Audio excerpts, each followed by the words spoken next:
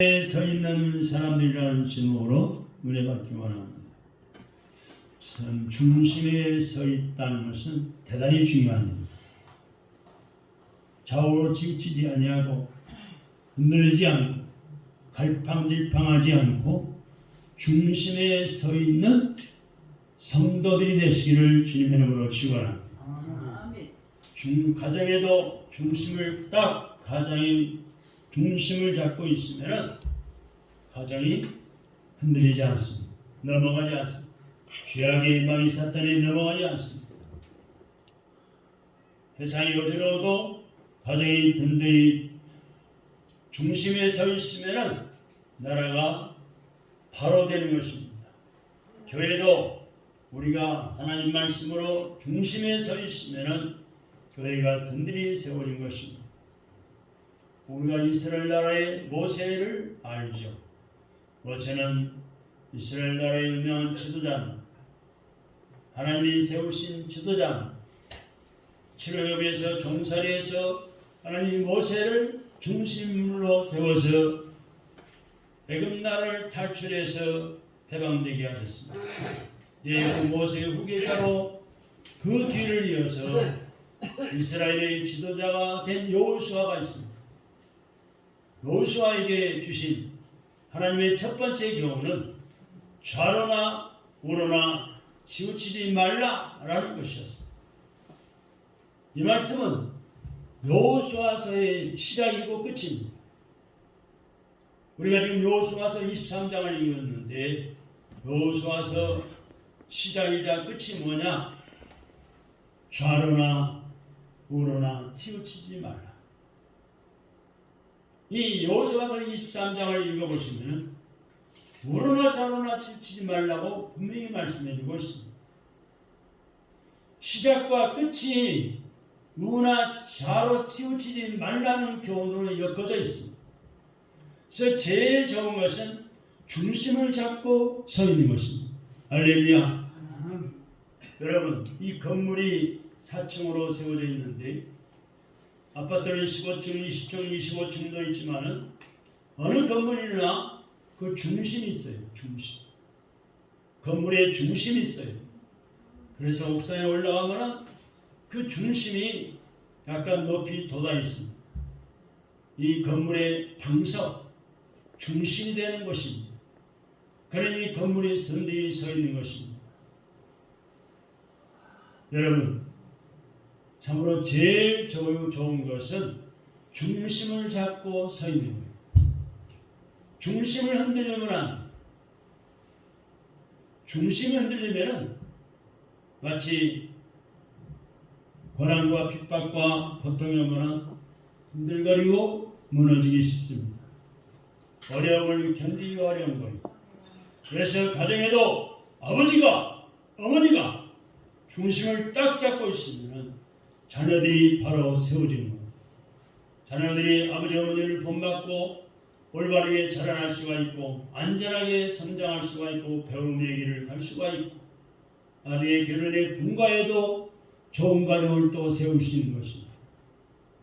요새 몸차례 결혼한 가정들이 많지요.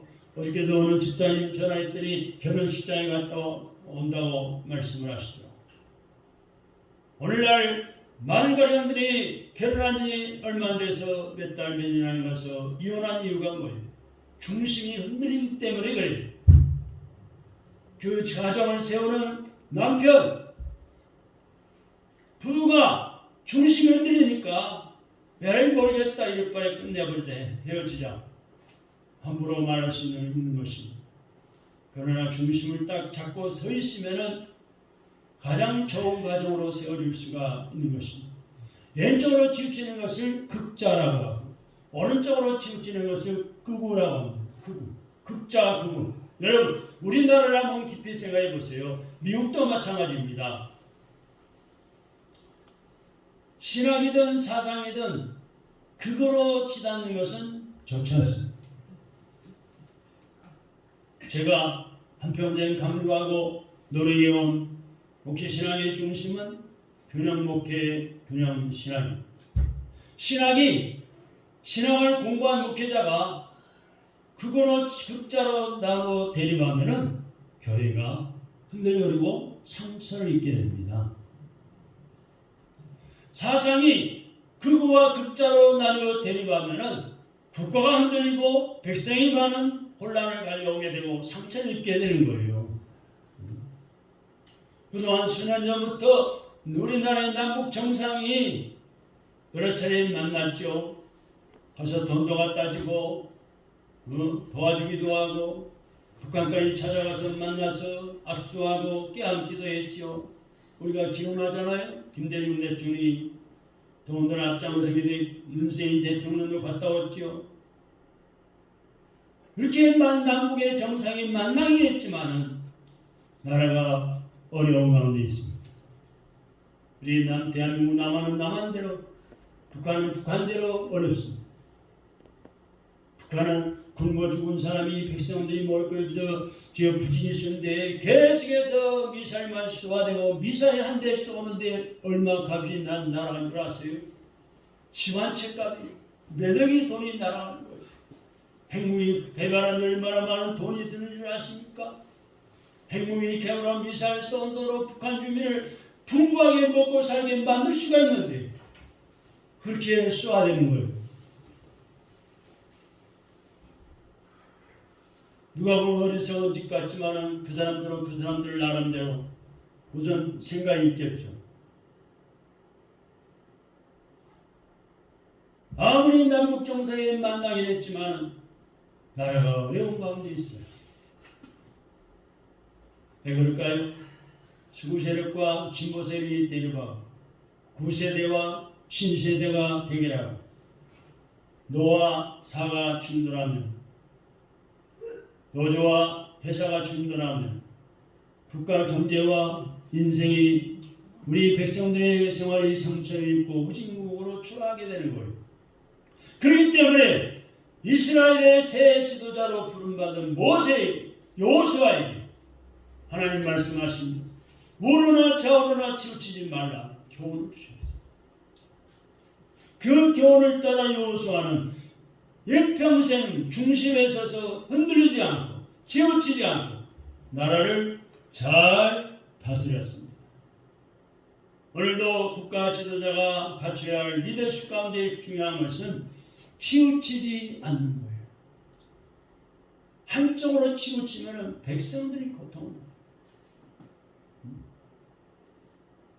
상대방 정권을 깔아뭉개고 신용해 보세요. 계속 싸움만 하는 거예요. 여야, 여당, 야당 정치인들이 계속 대립 상태에 있어가지고 뭘 잘못했다, 뭘 잘했냐, 잘못했다 계속 잘못만 따지고 피해를 입는 건 국민들이에요. 저와 여러분들이에요. 한쪽이 정권을 잡으면은 반대 정권 잡지 못한 반대 세력들이 서로 화합을 해서 화목한 가운데 나라를 어떻게 살릴 것인가, 백성들을 어떻게 좀 더 잘 살게 해줄 것인가, 여기에 힘을 모아야 되는데 정권을 빼앗겠다고 헐뜯고 뺏기지 않겠다고 또 야단법석입니다. 이게 정권 잡은 사람 책임만이 아니라 오늘날 예수를 진실로 믿는 저와 여러분의 책임도 있어. 나라와 민족을 위해서 일하는 공직자들을 위해서, 정치가들을 위해서 날마다 기도를 우리는 해줘야 돼. 죄들이 좌우로 치우치지 않고 나라의 발전을 위해서, 백성들을 위해서 선한 마음으로 자기들의 임무를 충실히 감당하도록 나라의 민주헌법을 바로 지키면서 나라를 바로 세워나도록 우리는 기도해야 합니다. 기도해야 할 책임인 거예요. 할렐루야. 아멘. 여러분 날마다 기도 생활하지요. 새벽 기도하든 또한 아침 기도하든 저녁 기도. 참으로 나라의 공무원들을 위해서, 지도자들을 위해서 얼마나 기도합니까? 날마다 꼭 기도하시기 바랍니다. 저지 거짓의 아버지 마귀 사탄의 노름하는 것이 아니라 거짓에 빠져서 법을 파괴하고 민주헌법을 무시하는 것이 아니라 저들이 하나님 말씀에 붙잡히고 은혜 받아서 하나님의 말씀대로 자유민주헌법이 만들어져 있는데 헌법을 지키면서 나를 바로 세워하는데 선한 일꾼 되도록 우리는 기도해 줘야 합니다. 할렐루야. 아멘. 나라와 민족을 위해서 나라의 공직자는 기도도 안 하면서 뉴스만 보고 우리가 공약하시야 말할 수 없는 거예요. 어제 가짜 뉴스가 얼마나 많습니까? 서로 상대방을 헐뜯고 못살게 하고 끌어들여가지고 자기들의 정권을 다시 잡기 위해서 별의별 가짜 뉴스들이 많이 떠돈다는 말이 있잖아요. 좌를 치우치면은 좌는 좋아 성격 치겠지.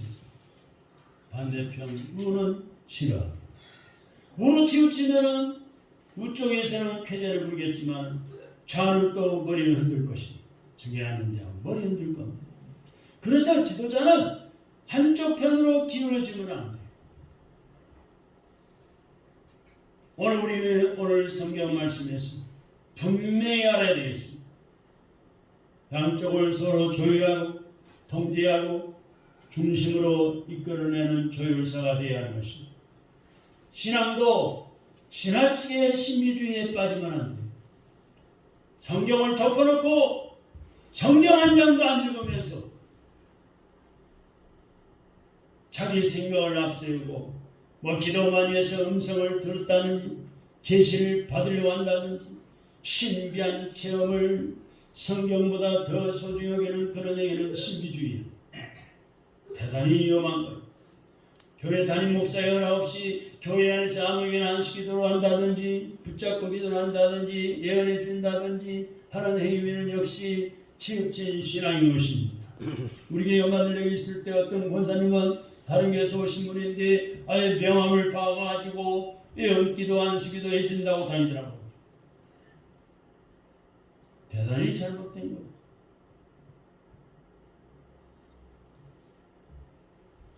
일절 그런 일을 금하는 이유는 바른 신화의 중심에 서야 하기 때문인 것입니다. 그런가 하면 마치 신화의 세계를 현미경으로 들여다보듯이 이성과 냉소로 대하는 사람들도 있습니다. 부르짖어 기도하고 기도로 병자가 고침받고 기적이 일어나는 일들 마치 부닥거리로 취급하고 질나는 사람들이 어리석은 행위로 보는 그런 사람들도 있어요. 이것도 치우친 행위예요. 신앙은 과학적으로 해석하지 못합니다. 신앙은 의학적으로 해석하지 못해요. 우리 인체, 우리 몸, 우리들의 인체의 신비스러움도 과학으로, 의학으로 다 해석하지 못해요. 여러분 한번 생각해 보세요. 검정콩이 좋다고? 검정콩 먹으면은 머리가 흰머리가 안 나고 시큼해지고 검정콩이 좋다고 검정콩을 많이 드시죠. 또 검정콩으로 된 쌀밥을 먹고 우리가 또 파란 야채를 먹습니다. 그런데 몸속에 가장 중요한 흐르는 피는 항상 뭐예요? 검정색인가요? 파란색인가? 아니에요. 항상 빨간 피. 빨간색이 좋은 피. 그것이 왜 그럴까요? 하나님이 만드신 인체의 신비. 여러분 바닷물이 얼마나 짭습니까? 바닷가에 바닷물 가서 찍어 먹으면서 얼마나 짭니까? 근데 바다에서 크는 고기는 우리가 잡아서 먹으면 싱거워요. 냉탕이요. 짱고기가 아니에요. 이게 신비스러운 일이에요. 하나님이 그렇게 만들어 놓으신 거예요. 한평생 좌나 우로 치우치지 않고 하나님 중심으로 살고 일하고 백성을 다스렸던 여호수아가 이제 나이가 많았어. 늙어서 이제 나이가 많아 늙게 됐는데 오늘 23장 1절 한번 보세요. 여호수아 23장 1절의 말씀 보세요. 여호수아가 나이 많아 늙은지라 그랬어요. 그리고 백성들에게 자신이 받았던 하나님의 당부를 유언처럼 재확인해 줬습니다. 그 내용 6절이에요. 23장 6절에 가서 보세요. 6절 한번 띄워보세요. 다 같이 읽어봅시다. 시작. 그러므로 너희는 크게 힘써 모세 율법책에 기록된 것을 다 지켜 행하라. 그것을 떠나 오르나 저르나 치우치지 말라라고 말씀했어요. 여호수아가 백성에게 전한 교훈을 오늘 몇 가지로 나눠서 은혜 받기 원합니다. 뭘까요? 첫째, 우상을 섬기지 말라고 했습니다. 7절의 말씀을 보세요. 7절 같이 봅시다. 시작. 너희 중에 남아있는 민족들 중에 들어가지 말라. 그들의 신들의 이름을 부르지 말라. 그것들을 가리켜 맹세하지 말라. 또 그것을 섬겨서 그것들에게 절하지 말라고 말씀했어요. 여기 7절의 말씀 보니까 가지 말라, 또 부르지 말라, 절하지 말라는 건 적극적으로 우상을 배경하고 우상과 타협하지 말라는 것. 또 열왕기상 11장에 보면 솔로몬 왕이 있습니다. 솔로몬 왕이 우상을 숭배하게 된 원인이 기록되어 있어요. 그 믿음 좋은 솔로몬 왕이 성전도 건축했는데 앞장섰는데 우상을 숭배하게 된 거예요. 어떻게 해서 그렇게 됐죠? 솔로몬이 취한 후궁들이 있었는데 첩들이 많은 그 여자들이 들어오면서 우상을 가지고 왜? 그 여자들 우상 섬기는 자들이 있기 때문에 그래서 그 후궁들의 꼬임에 넘어가서 우상을 숭배하게 됐고 그것이 원인이 되어서 솔로몬 왕국이 나눠지고 분열되고 신하가 나라를 빼앗아가지고 왕이 되는 비참한 운명을 겪기도 했습니다. 하나님이 우상 섬기는 걸 제일 싫어하시거든요. 가만두지 않습니다. 반드시 대가를 치르게 만들어요. 열왕기상 11장 1절에 보면은 솔로몬이 바로의 딸 외에도 애굽 여인이죠. 모압, 에돔, 암몬, 에돔, 시돈, 헷 여인들을 사랑했다 했어요. 모두가 다 우상을 섬기는 이방 여인들이 있어요. 그네들이 그 왕 주변을 맴돌면서 우상 숭배를 계속해서 하라고 세뇌하고 자꾸 조장을 했어요. 여러분 가까이 하면 물들게 돼 있다. 우상을 섬기는 자 가까이 하면 물들게 돼 있어요. 거짓말 밥 먹듯이 하고 죄를 짓는 사람들을 악한 말을 하고 아주 악한 짓을 하는 사람들 갖고 자꾸 가까이 사귀다 보면 가까이 하다 보면 나도 모르게 물들어가는 거예요. 그래서 열왕기상 11장 10절의 말씀 보니까 저가 여호와의 명령을 지키지 않았으므로 또 11장 11절에는 내가 결단코 이 나라를 빼앗아 네 신보의 주인이라고 말씀했습니다. 아방을 보세요. 그 학생의 아방 역시 이세벨이라는 이방 여인과 결혼했는데 그 이세벨 이방 여인이 섬기는 바알우상을 숭배한 탓으로 왕조가 멸망하는 비운을 겪게 됐습니다. 그럼 우상이 뭘까요? 우상이 뭐길래 그렇게 우상을 섬기는 사람들이 비참한 운명에 빠지게 됐을까요? 우상은 헛것입니다. 따라합시다. 우상은 헛것이다. 이해가 안 가세요? 우상은 누가 만들어요?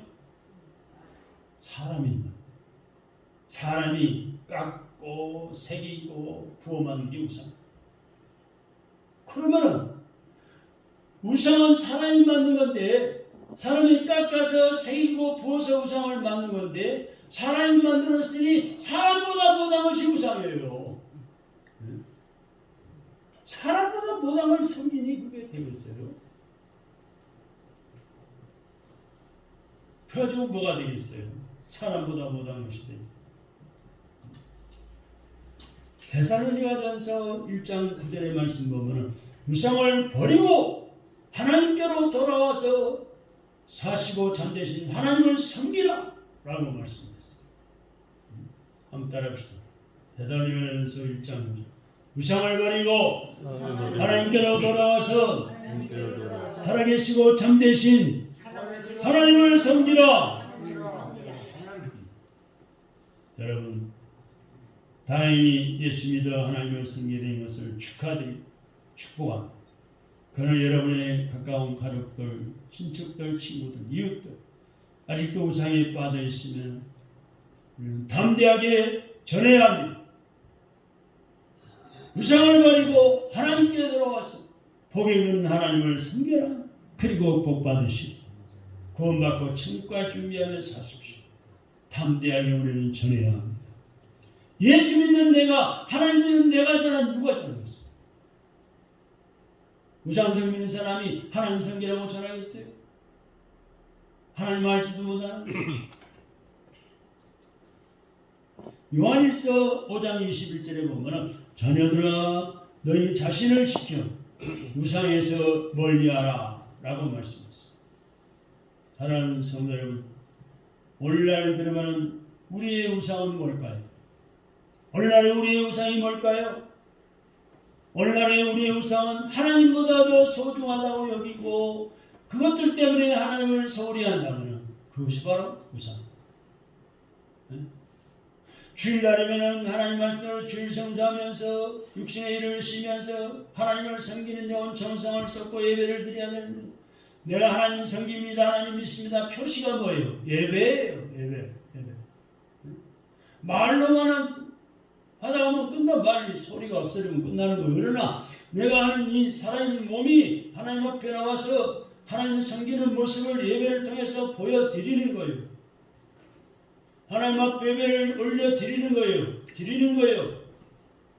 하나님 앞에 예배를 드리기 위해서는 먼저 내 몸이 나와야지. 살아있는 몸이 산제사로 드려지고 귀한 믿음의 물도 드려지고 찬송도 올려드리고 하나님 말씀도 선포할 때 아멘 은혜 받고 이게 예배 요소가 다 갖춰져야 되는 거예요.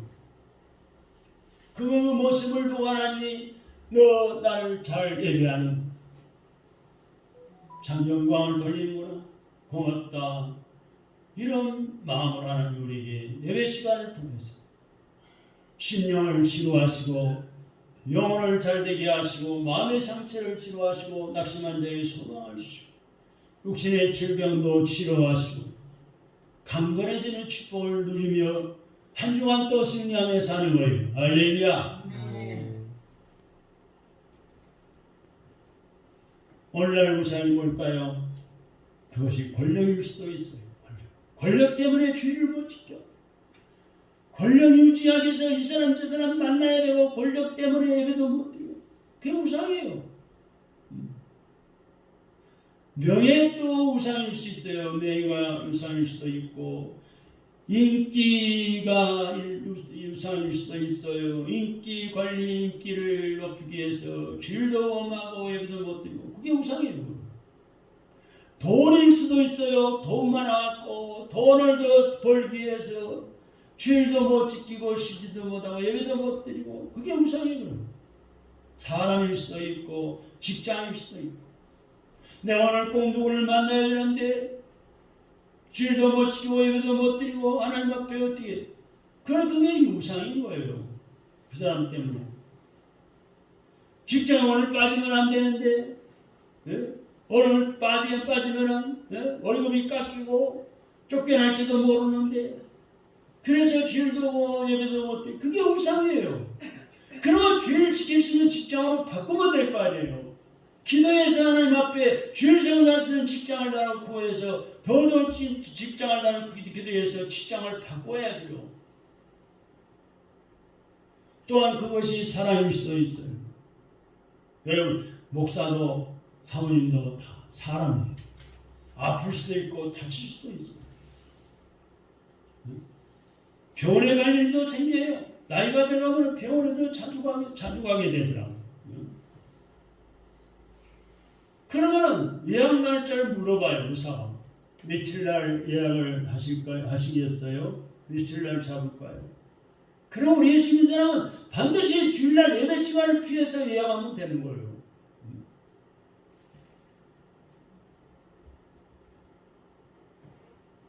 참으로 이런 모든 것들, 권력, 명예, 인기, 돈, 사람, 직장, 또한 사랑하는 것, 이 청춘 남녀가 사랑하는 것, 그것들 하나님 다음으로 다 옮겨놔요. 하나님이 제일 첫 번째 우선시. 다른 건 그 다음으로 다 옮겨야 돼요. 조절해야 돼요. 하나님은 질투하시는 하나님이신데 그런 우상들 때문에 하나님을 멀리하거나 주를 범하고 예배 생활에 게을리하고 헌금 생활에 교회 생활에 태만히하면 하나님께서는 그런 우상들을 버리도록 채찍을 가하십니다. 여러분, 우리 사모님이 지난 성탄절 이튿날 밤에 돌날이지요. 갑자기 호흡곤란이 와가지고 호흡이 막 금방 멎어들 것처럼 발바닥을 치면서 의식이 없어가지고 10분 동안 헤맸는데 여러분, 목사라고 안타깝지 않았겠어요? 이거 죽을 것인지 살 것인지 생사의 기록에 놓여 있는데 불러도 대답도 없고 팔다리 주물러도 뻣뻣이 와비가 나타나가지고 1군을 불러야 할지 말아야 할지 얼마나 갈등이 있는 줄 아세요? 한참 동안 기도를 해도 깨어나지도 못하고 식도 없고 숨을 몰아쉬면서 코끝난 숨이 멈출 것 같아요. 불쌍히 여기는 마음, 간절히 기도하면서 자녀들을 잠자는 자를 다 깨워가지고 함께 주무르고 또 지압을 시키고 사역을 시키고 우리가 할 수 있는 수단을 다 동원시키면서 기도했더니 하나님이 회복시켜 주셨어요. 왜 성탄절 주일을 잘 지내? 왜 병원에 안 가냐고 사방에서 이야기했어요. 오늘날 아침에 길 건너 상기하산내과에 가서 원장님을 만납니다. 제가 일은 하나도 없습니다. 빨리 응급실로 가십니다. 의사의 대답. 그래서 이 건물 앞에서 급차를 불러가지고 을지병원 갔잖아요. 이것저것 검사하고 어쩌고 뭐 CT도 찍고 뭐 필요한 피검사도 하고 한 4시간 검사드리면 아무 이상이 없습니다. 할렐루야. MRI를 찍을까 말까요? 그래? 찍어도 되고 안 찍어도 된대요. 아무 이상이 없다는데 못 찍어. 지금 4월이잖아. 건강의 생활하고 없잖아.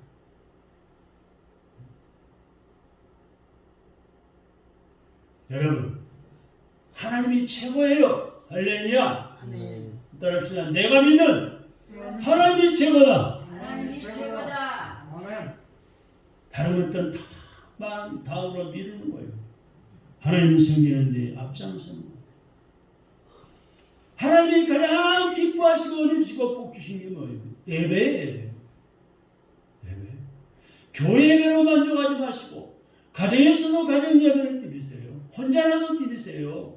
하루에 한 번 드리든지 이틀에 한 번 드리든지 바쁘면 일주일에 한 번을 드리든지 하나님이 가장 기뻐하는 예배를 드리면서 가정의 우환시우와 다 떠나게 기도하고 자녀들이 어떠도 결혼해 살지만 가정마다 자녀들이 다 잘되도록 복을 빌어주고 아멘. 복은 안 빌면서 이 자식이 왜 안 찾아오나 명절 때 용돈 남았다니나 맛있는 것도 안 사오나 투덜거리지 말아요. 복을 빌어줘야지 자녀이 복을 받죠. 복 받아서 감사하다고 우리 아버지 어머니가 기도해서 이렇게 복 받았습니다 하고 찾아올 거 아니에요.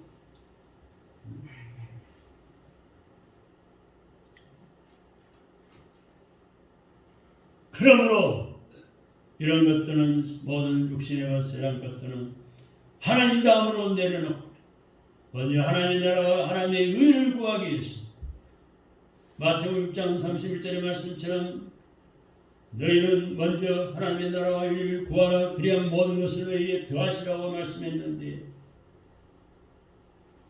주일 성수하고 예배 생활에 힘쓰고 날마다 기도하는 생활에 힘쓰시고 전도하고 하나님 앞에 선한 일꾼으로 봉사하시는 이 일에 최선을 다해서 힘써야 될 줄로 믿습니다. 아멘. 두 번째 또 한 가지는 하나님과 친근하라 그랬어요.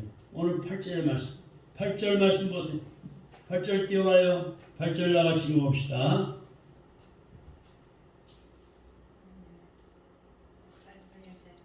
8절 다같이 시작. 오직 너희 하나님 여호와께 가까이 하기를 오늘까지 향한 것 같이 하라 그랬습니다. 오직 너희 하나님 여호와께 가까이 하기를. 하나님이랑 여호와나 똑같은 말씀인데 구약시대는 하나님을 여호와라고 부르는데 하나님 여호와를 가까이 하기를 오늘까지 행한 것 같이 하라. 여러분 친한 사이를 뭐라 불러요? 친한 사이 친구라고. 출애굽기 33장 11절에 보면은 하나님과 모세가 친구를 대면하여 이야기한 것처럼 이야기를 나눴다고 했어요.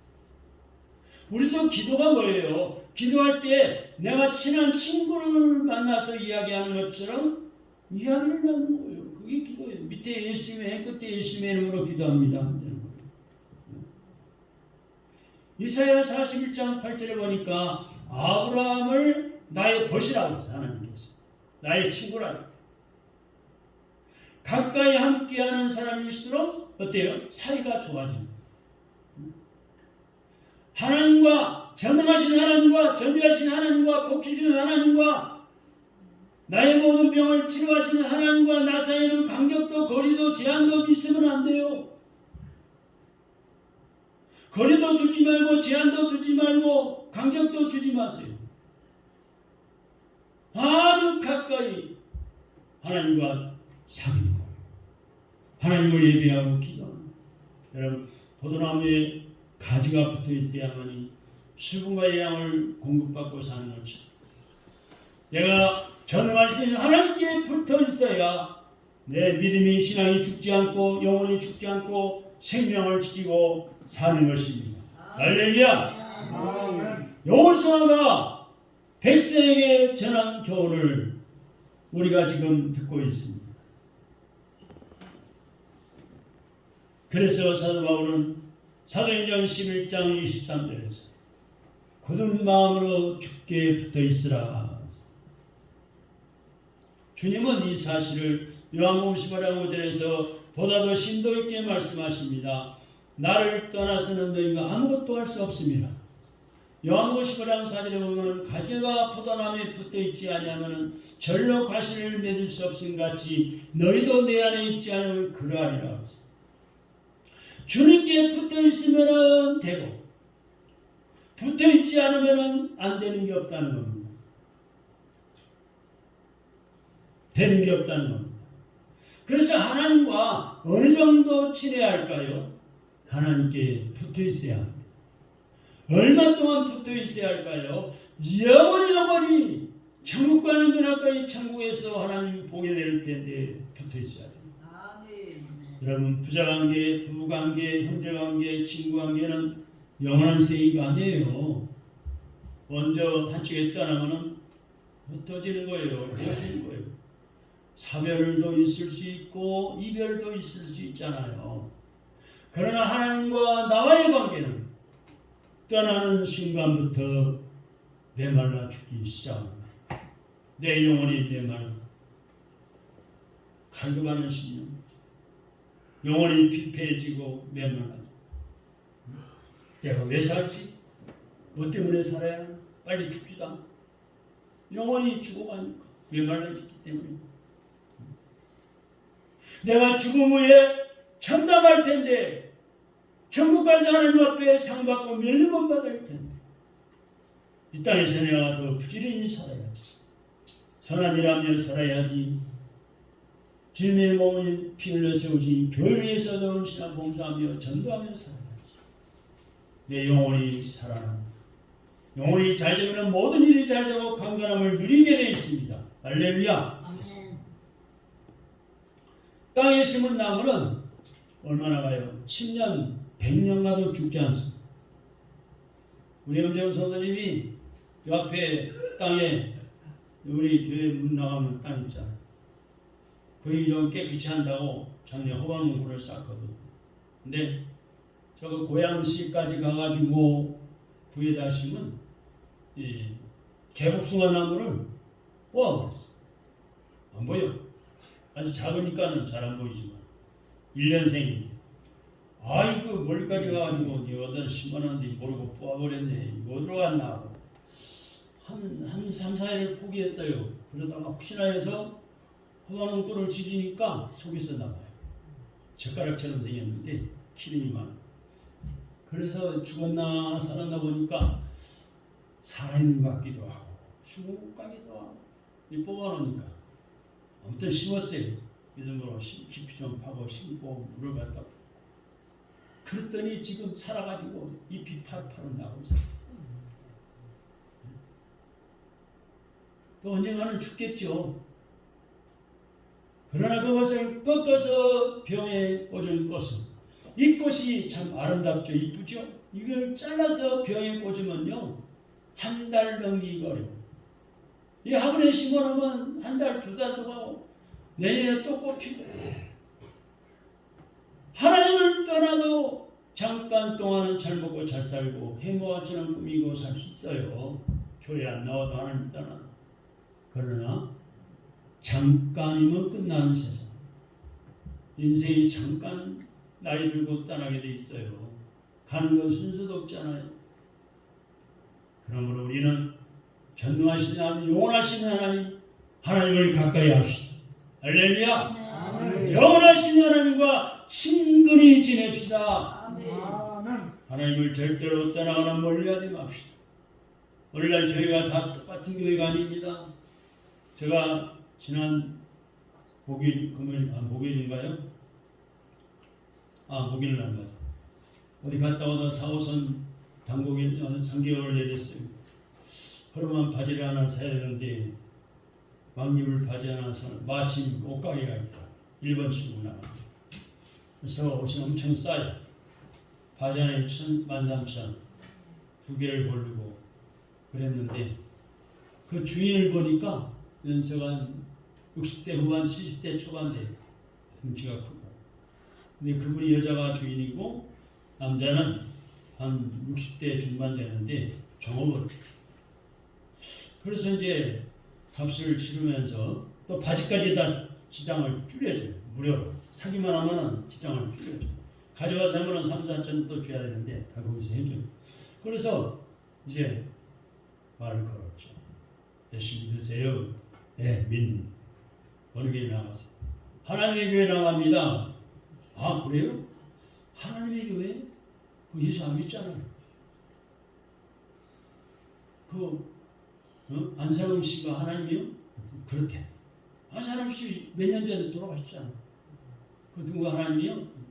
부인 장길자가 이제 어머니 하나님이에요. 아니 하나님은 영원히 살아계시고 안 돌아가신 분인데 하나님이 자꾸 죽어버리면 어떡하냐고. 그거 대단히 잘못된 거 믿고 있다. 그랬더니 고백하는데 자기가 남편을 잃어버리고 수년을 다닙니다. 지금 전도사급이래. 전도사. 근데 이제 알기는 아는데 빠져나오려니까 힘들다. 그걸 알고 있어. 교선에 가서 언제 예배드리냐고 토요일날 예배드려. 그러면은 한 달에 한 번 빠지고 몇 달에 또 2번 빠지고 3번 빠지고 그래가지고 빠져나와. 주일날 가서 교회 가서 예배를 드려. 그렇게 내가 전도를 했습니다. 여러분 우리는 그런 이단에 붙어 있으면 큰일 나는 거예요. 응? 우리는 전능하신 영원하신 하나님을 가까이 하고 하나님께 붙어 있어야 되고 하나님을 날마다 꼭 붙들고 기도하면서 하나님께 붙어서 선한 열매 많이 맺으시고 풍성한 삶을 살아가시기를 주님의 이름으로 축원합니다. 마지막으로 세 번째는 하나님을 사랑하라. 11절 말씀. 11절 다 같이 읽어봐요. 시작. 그러므로 스스로 조심하여 너희 하나님 여호와를 사랑하라 그랬습니다. 왜 우리가 하나님을 사랑해야 할까요? 나를 사랑하셨기 때문에 사랑해요. 나를 사랑하셔서 하나님이 예수님으로 오셔서 십자가에 피 흘려 죽으셨어요. 예, 내 모든 죄를 씻어주신 위하여. 그래서 그 사랑에 빚진 우리들이기 때문에 하나님을 사랑해요. 여러분, 돈, 물질, 명예, 인기, 권력, 직장은 물론 필요가치이며 상대가치입니다. 있으면은 좋고 많으면은 더 좋은 것들이. 그러나 하나님의 사랑은 절대가치입니다. 하나님께는 우리들의 죽고 살고 더 잘 사는 문제가 걸려 있어요. 그리고 배신도 망덕도 없는 예수님을 만나시고 예수님을 모시고 예수님 안에 살아요. 그 예수님은 나를 위해서 십자가에 죽으셨어요. 나 같은 죄인을 살리기 위해서 피를 다 흘리셨어요. 예수님 날 위해 죽으셨네. 왜 날 사랑하나? 갈보리 십자가 지셨네. 왜 날 사랑하나? 예수님 갈보리 가야 했나? 왜 날 사랑하나? 예수님의 사랑만을 믿고 사랑합시다. 사랑을 배반하지 맙시다. 마지막으로 우리는 하나님을 사랑하고 그 하나님을 늘 가까이 하고 하나님과 함께 살면 오늘 본문 말씀 9절 하반절에 말씀합니다. 9절 하반절 빨리 보세요. 너희에게 맞선 자가 하나도 없었느니라. 10절 하반절입니다. 여호와 그가 너희를 위하여 싸우십니다. 24장 23절 하반절입니다. 너희의 마음을 이스라엘 하나님 여호와께로 향하라고 했습니다. 우리가 좌나우로 치우치지 않으려면 하나님을 중심에 모시고 하나님 중심에 서야 합니다. 극자도 가도 안 되고 극으로 가도 안 됩니다. 하나님께로 가야 합니다. 할렐루야. 하나님, 이 나라를 어떻게 하시려고 여야 정치인이 싸움을 합니까? 하나님께로 갑니다. 저희 하나님을 두려움 유하고 백성을 사랑하고 민족을 사랑하는 마음을 주옵소서 하고 기도해야 합니다. 왼쪽으로 가도 안 됩니다. 오른쪽으로 가도 안 됩니다. 하나님 중심에 든든히 서야 합니다. 지금 우리 사회는 양극화로 인해서 긴장과 반목이 고조되고 있습니다. 이때 여기서 우리는 아니다. 좌도 안 되고 우도 안 되고 우리는 하나님 중심이다 라고 선포해야 합니다. 중심에 섭시다. 중심을 잡으십시다. 중심 세력이 되시기 바랍니다. 하나님 중심으로 뭉쳐서 주님의 몸된 교회를 든든히 세워나가고 하나님께 인정받고 축복을 받고 하늘나라의 상급과 멸류관 받으시기를 주님의 이름으로 축원합니다. 기도하겠습니다. 하나님 감사합니다. 오늘 여호수아 말씀을 통해서 은혜 주심을 감사합니다.